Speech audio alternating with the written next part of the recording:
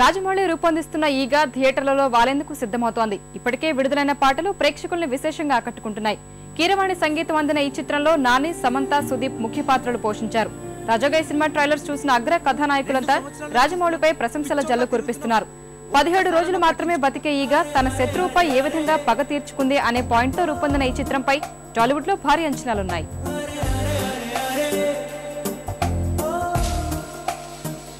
మీ అందరికీ పెట్టి నాకు మాత్రమే పెట్టలేదంటే తనకి నేనెంత స్పెషల్ రా.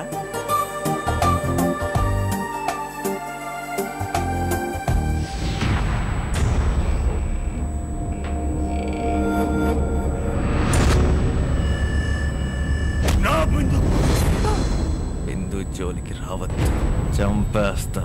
I love you, Nani.